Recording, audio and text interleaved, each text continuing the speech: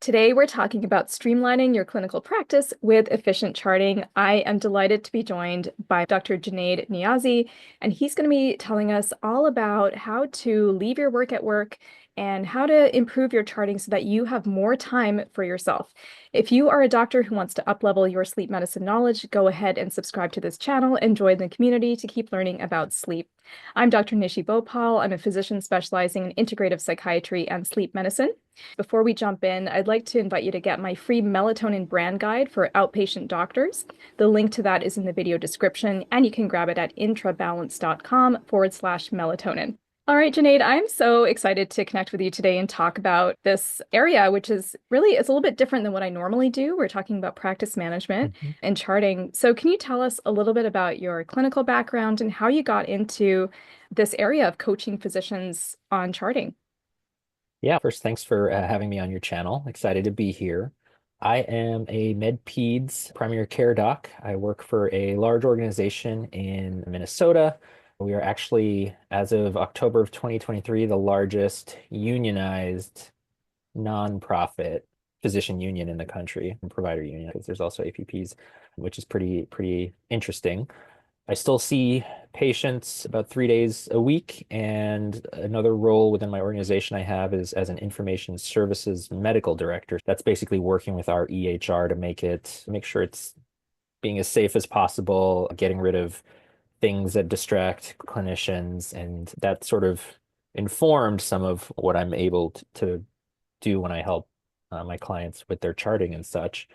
I really came to helping folks with charting. Mostly, it was something that I did for myself, and I just didn't fully recognize that I had necessarily gone through all those steps. When I came out of residency and was an attending, and the buck stops with you, a lot of things change. And for some reason, even though the label is different, and it seems like that should be the only thing, and I thought I was doing everything in residency, a lot changed.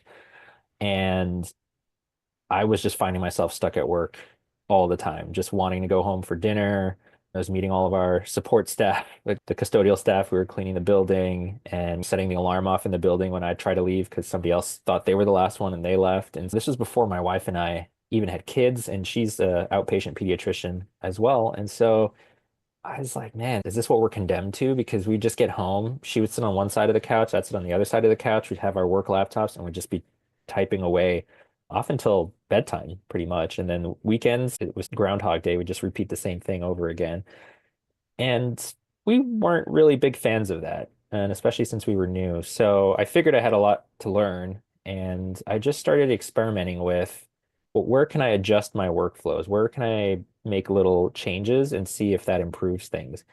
And I saw some things I tried worked really well and actually helped, and some things didn't work well. I saw how some of those were based on what kind of support staff you had and bringing your support staff along with you. But the other part that I didn't fully appreciate until later, actually a couple of years later, was the mindset piece of things and how my thinking about my clinical day and what it means about me as a doctor to be typing on a computer in front of a patient and things like that, what that was bringing and how that was slowing me down. And so I got into the world of coaching in mid 2020 and ended up getting certified as a life coach through one of the big programs. And that really helped me then help other physicians a lot faster. Because if you focus on the mindset piece first, the little tactics and strategies are so much easier. So what took me 3+ years, some clients can do in sometimes just one coaching session, but at least over a couple of weeks. It's such an interesting thing because when we go into medicine, you don't think about charting, right? But that takes up so much time of what we do. I know for Yeah, me as a psychiatrist and a sleep doc, I'm writing notes constantly, and I'm right. always trying to find ways to make that more efficient and to cut down the time, and also to be focused and present with the patient in front Mhm. of me. Like you were saying, you don't want to just be staring at your computer screen. You talked about mindset. Can you explain what is that for anyone who's listening who's maybe not familiar with, who are maybe thinking, what does mindset have to do with this? This is about charting. What's the relationship there? Yeah, so you're asking that question, the same question I asked in 2020 when I was finally letting myself explore some of these things. But mindset boils down to really our experience of the world around us and the lens through which we function and operate is so shaped by our thoughts, and so much of it happens automatically that we don't even recognize that some of these things are occurring. So for example, I can have two physicians in the same clinic, even seeing the same patient population, same specialty, etc. One of them is like loving their job, even, and maybe let's say both are staying late. Let's say both are not efficient at charting, but one of them is still like loving their job, having the time of their life. Maybe as a physician, it's always been their dream job, and the other one is miserable. And on paper, their circumstances are identical, let's say for this example, but it's the thoughts that we have about those circumstances. So maybe the one who's really enjoying it is like, oh man, I'm getting to spend so much extra time thinking about these problems with my patients and really putting them into a node. And I just love all that cognitive workload and thinking about it and expressing it beautifully into this written work of art that is my note for the patient. While the other one's like, I just want to get home and see my family and eat a meal. And I was probably more of the latter, wanting to get home and see my wife and eat a meal at the time. So that's how mindset comes about and impacts things. It's your thoughts about the facts of the matter. You can argue what are the true facts of something, but in general, there are circumstances that occur in our lives. How we think about those circumstances tends to affect how we respond to those.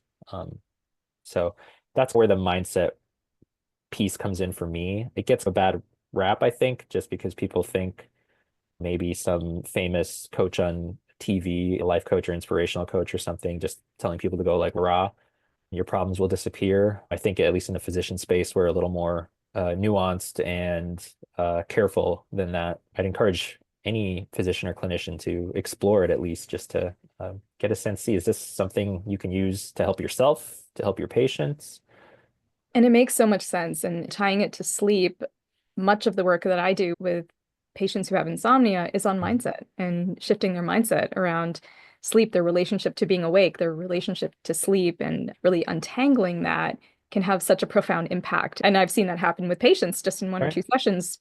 Their sleep improves because of those mindset shifts. So I can see how that would translate into the work that you're doing with your clients. Yeah, just piggybacking off of that, that's a specific conversation I've had with patients with insomnia is they think they're going to die if they don't sleep.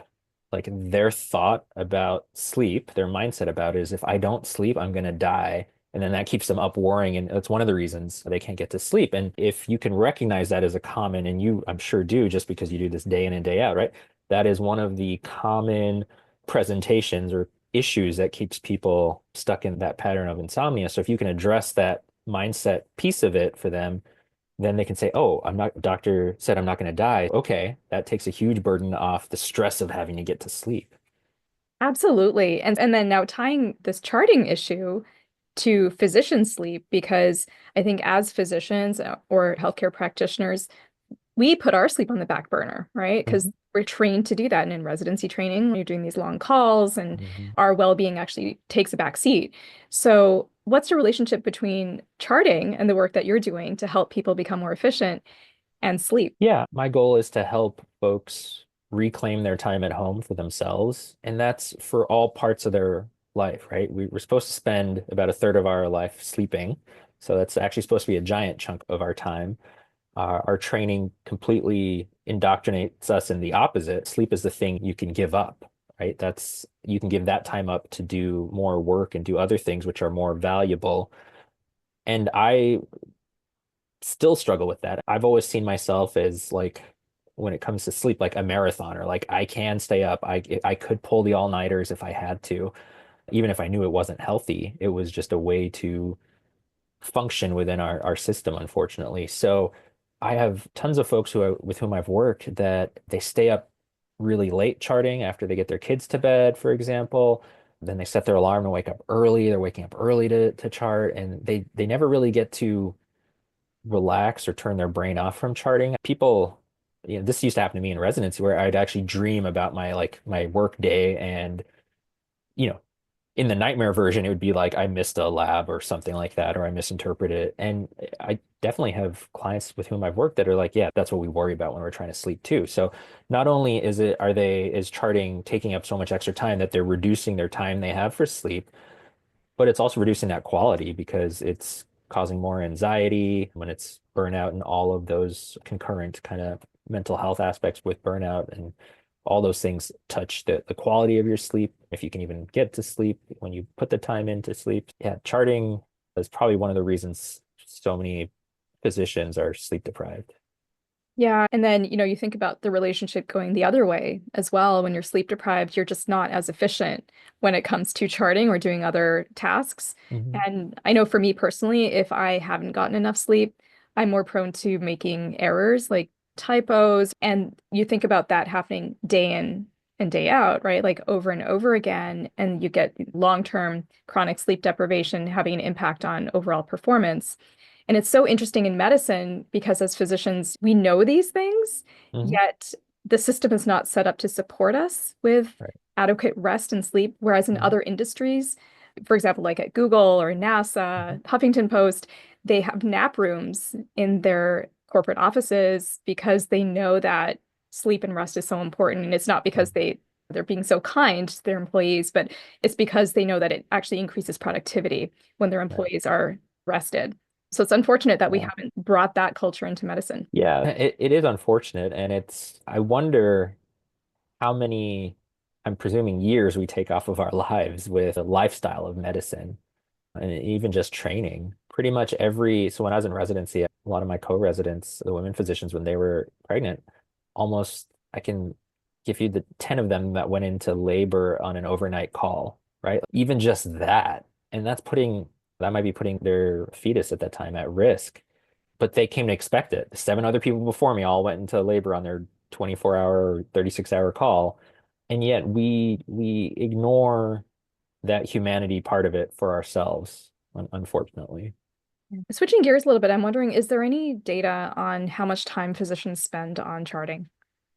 Yeah, there's a lot of cross-sectional data and survey data. And so the general gist is that for every hour we spend seeing patients, we're spending at least another hour, if not twice that, doing all the other associated tasks with that visit, which is usually proving to some payer that you spent that hour with the patient, be it writing your note, be it prior authorizations, other paperwork and such. There was a really nice study that was sponsored by Christine Sinsky. So she's provider being at the American Medical Association. And no matter how you feel about the American Medical Association, her little like nugget of it actually does a really good work in supporting physicians and did a time audit of outpatient docs where they basically sent people around with a clipboard and a timer and a pen and said, every time you see this person task switch, write down what that task was, and then and write down the time, and we're gonna add it all up at the end of the day. And it turned out that the amount of time we spent on direct patient care, and this was family practice, internal medicine, cardiology, and orthopedics in clinic setting, and it was just about a quarter of our time is spent in direct patient care, and the other 75% of our time is spent doing everything else around seeing the patient. And that was a pretty eye-opening study when I saw that. The AMA went a little further and they had tracked in one study the hour of the day, like on a 24-hour scale, and the amount of time physicians were in their EHR. And it was so interesting because there's the normal we're at work peak, but then there was often a before morning peak and then like late into the evening. And then the weekend hours were almost identical for folks not working over the weekend, like only seeing patients Monday through Friday. The weekend hours were about 65 to 70% of what the time they were putting in during the day while they were seeing their patients. And so they called that "Is Your Date Night with Your EHR" was the title of that one. So there is data out there, and Medscape does a large survey. I think now it's actually twice a year, but at least once a year, and it's usually about 11 to 13,000 physicians respond saying, "What are your leading causes of burnout?" And in the top three are always too much time spent at work and the administrative burden of charting. And that's been true for the last 5 or 6 years consistently. Those are some pretty astounding numbers. I didn't Yeah. realize that much time was spent on charting. And yeah, and you can see why it would be contributing at least to the widespread burnout that we're seeing Mhm. among physicians. And you have your upcoming workshop called Leave Your Work at Work. Could you tell us a bit about that? Yeah, Leave Your Work at Work will take place on Thursday, January 30th at 7 p.m. Central. And it's a training I put on usually twice a year. And I cover some of the data that I just talked about. I'll actually show slides about some of that, show what is driving a lot of burnout and moral injury in physicians. And then I take folks through the framework that I use. I'm now calling it the You First charting method, but it's really to explore how can you systematically look at your clinic day and where can you make changes.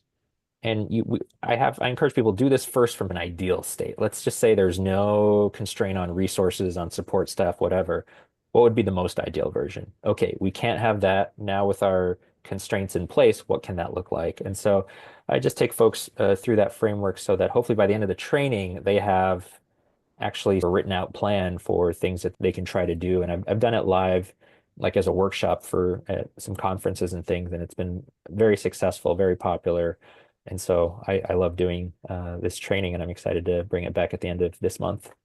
Great. No, that's such a great resource. So we'll put the link in the video description below so people can sign up. It's totally free. But I think that's great to be able to leave your work at work, not have your date night with your EHR. Why do you think charting gets left to the end of the day? What's behind that? I think when we prioritize all the tasks that we have to do in a clinic day, for example, the most important for most of us is actually seeing the patient and taking care of them. And then there's all these other things vying for our attention. And unfortunately, in medicine, there's no clear like hierarchy of priorities per se, right? Like, there's the taking care of the patient, and then after that, it's like a free for all for everything else. And when the buck stops with you as the physician, there's so many inputs coming into you, and for whoever is bringing that input to you, that is urgent for them, and so they bring it to you, and you don't know if it's urgent until you hear them out. And by the time you hear them out or deal with it, you've dealt with it, so it's already interrupted you. And so when you constantly are getting interrupted like that, when there's constantly all these inputs coming in, sometimes it's just easier to say, you know what, I'm going to handle all of this, the morass of all these other things going on. And then when I can get some peace and quiet, I'll work on my charts. Another one that I see a lot, though, is people think if I spend just 2 or 3 more minutes tidying this up, finishing this up, and I'm not getting to my next patient, that's saying something about me, that I care more about this than I do my patient. And that actually couldn't be farther from the truth, but it's our own personal anxiety that's driving us, right? What is that person thinking about me?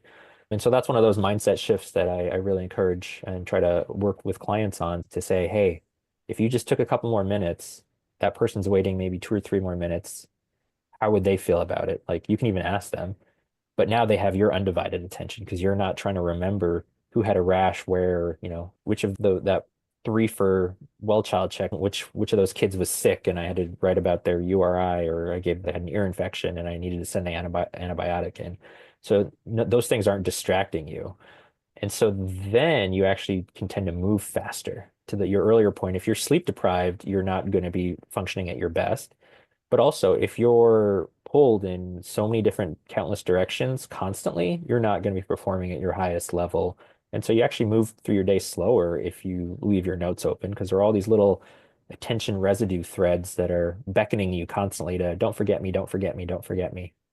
Yeah, and that becomes very stressful because, Mhm. like you said, the cognitive load just keeps on building. And so there is no time for that mental rest that we need for efficiency and productivity. Now, with all of these AI tools that are being used for charting and some of them are being integrated with EHRs, what are your thoughts about those? And are they helpful or are they creating more administrative burden for physicians? Like anything else, they are a tool, and I welcome them. I have access to one of them that integrates with my EHR, but I don't actually use it because I'd have to actually change a lot of my workflows around to better incorporate it to actually have it even match my current efficiency. And right now, that's just not worth it for me until they get a lot better. So they're really good at capturing, for example, the subjective or HPI portion. They're terrible at capturing objective findings, even if you like dictate them out. And then they're slowly getting better with assessment and plans. And sometimes they're nice because they can parse out if there's a third person in the room, an interpreter or a family member, things like that. But they put everything in a giant block of text. And usually, if patients don't come to you with a giant block of text like thing, they come at you with problems, and we like to organize things to help keep our flow. So that's until they really, and I think we'll get there in a couple of years, but until they can hone that part and make it strong enough to where it can write out problem number one, type 2 diabetes. We talked about this. Problem number two, hypertension in the subjective. I think I just don't like the giant block of text. It also makes my notes longer and harder to read.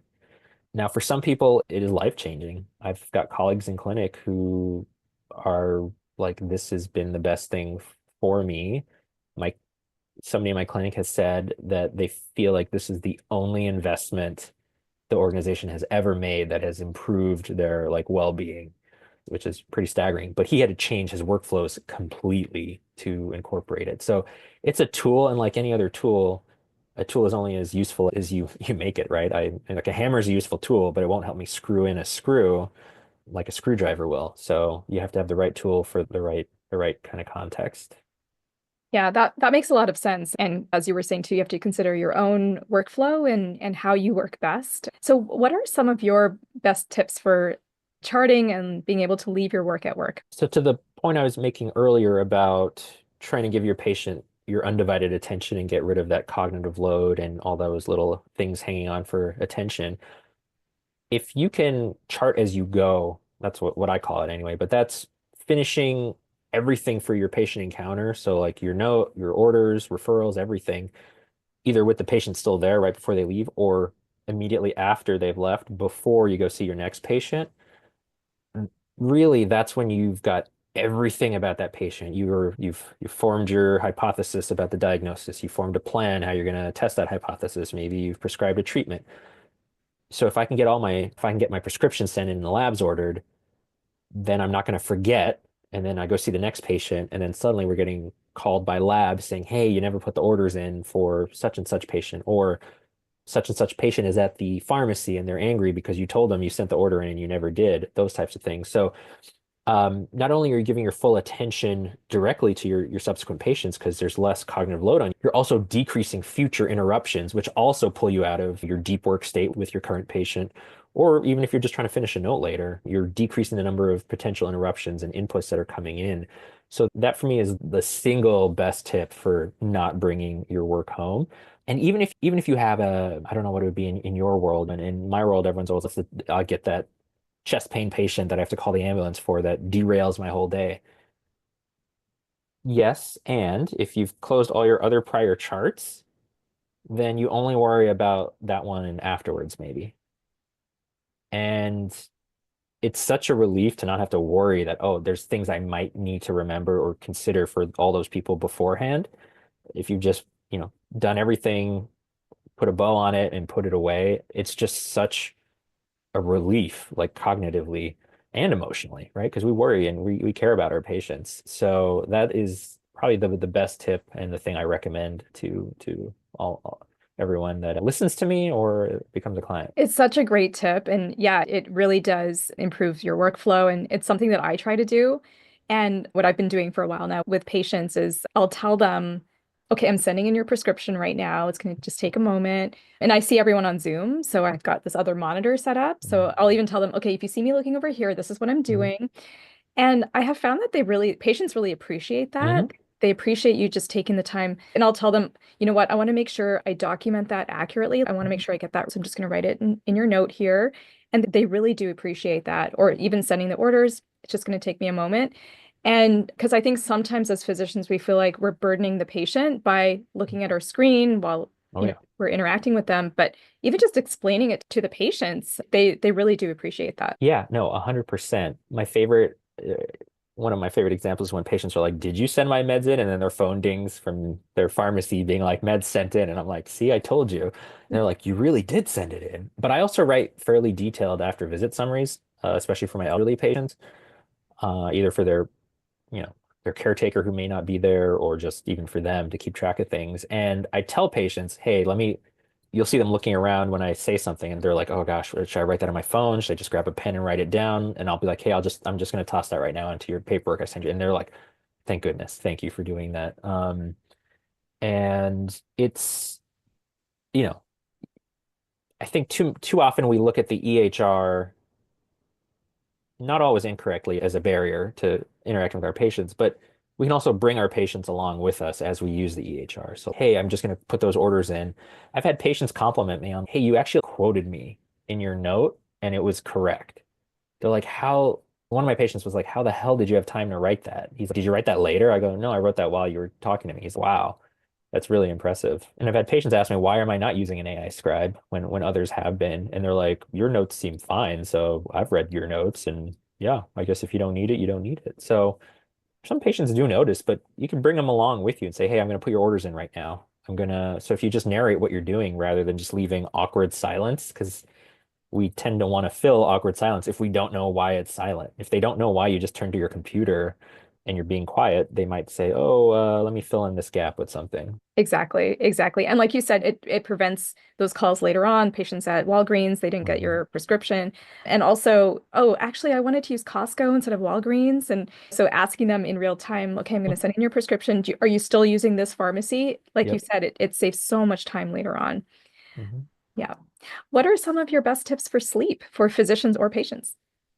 Yeah, sleep historically for me. So when I was younger, college, public health school, med school, I would just, and even residency, I'd pride myself on being able to stay awake like forever and still function. Obviously, that was most dangerous in residency. You'd have to drive home after a shift. But lately, what I've really been working on is just trying to detether myself from my phone in that time before bed. And I just recently I think I knew about this. I just never really tried it, but you can set app limitations. I have an iPhone, so I can set app limitations. So my Facebook, Instagram time for the day is 30 minutes. Now I can override that, but at least I'm getting a warning saying, "Hey, you've hit your time limit. Do you want another minute, another 15 minutes, or should we ignore this altogether?" And you can just go on unabashedly, because one of the things I have one of my coaches with whom I work, one of the things he works with me on is my sleep and trying to set these good habits and things. And I kept telling him, when you start scrolling through videos, like you lose track of time, and it's designed like that. It's like a casino in your hand, right? Like you lose track of time. There's no interruption or break. And so you never even think maybe you should pause. And so having this pop up, so even if I ignore for 15 minutes, I know in 15 minutes I'm going to get another pop-up, and I have to now actively make a decision. Do I choose to stay on this device, or am I ready to put it down, versus mind-numbingly just scrolling? It's akin to if you sit down on the couch in front of the TV with a giant bag of potato chips, and then 30 minutes later you find yourself at the bottom of the bag and you're like, oh, I did not intend to eat that whole thing, right? So it's almost like if you portion it out a little bit ahead of time, and you'll stop when you've finished your portion. And in addition to that, I also just set a timer for almost like 95% of my functions turn off at 9:30 at night. And again, some of them I'll override. Some of them I don't agree with. It just blanket turn stuff off that I'm like, that's just like my calendar or my to-do list. I just need to update it real quick. It's not social media or anything like that. But I think my phone is, with that setting, actually trying to look out for me. So I'd say, can you leverage